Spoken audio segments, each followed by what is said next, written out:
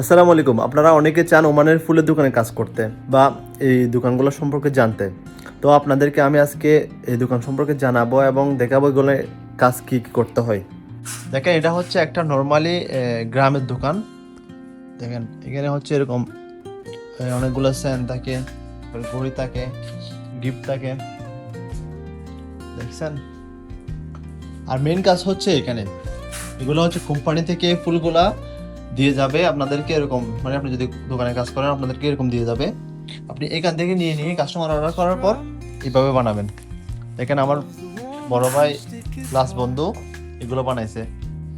এটা একটা কাস্টমারের এখানে ভিতরে আবার গিফটও আছে, দেখছেন। এটা একটা কাস্টমারের, দেখেন এগুলো সবগুলো বানাইছে, এগুলো সবগুলো কাস্টমারের জন্য রেডি করছে। এটা একটা বানানো হয়েছে। এখন আপনাদেরকে আমি একটা দেখাবো কিভাবে বানাই, তাহলে আপনারা যারা যারা ওমানে এসে কাজগুলো করতে চান তাদের জন্য সহজ হয়। মানে এগুলো সম্পর্কে আইডিয়া হবে আপনাদের। দেখেন কিভাবে বানানো হচ্ছে।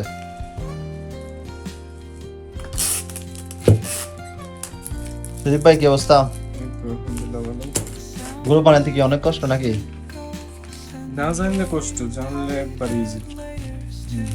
দেখেন চটপট করে বানানো হয়েছে। এরকম একটা বানালে কতক্ষণ লাগে, কত মিনিট লাগে আপনারা দেখেন।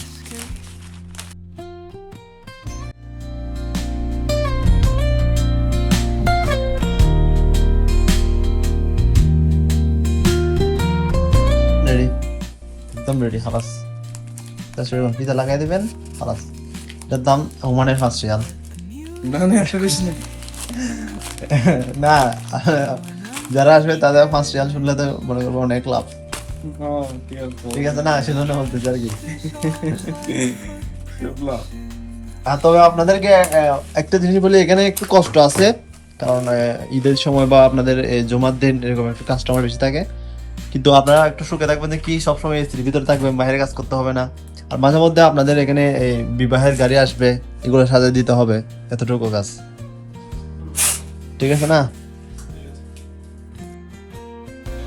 ওমানে বিস্তার করার পর আপনারা যারা ওমানে আসতে ইচ্ছুক, এদের মধ্যে যারা কোনো কাজ সম্পর্কে জানতে চান বা কোন দোকানে কীরকম কাজ হয় সেই সম্পর্কে জানতে চান, তাহলে আমাকে কমেন্টে জানাবেন। আমি চেষ্টা করব সেই দোকানগুলোর সম্পর্কে আপনাদেরকে জানাতে ভিডিওর মাধ্যমে।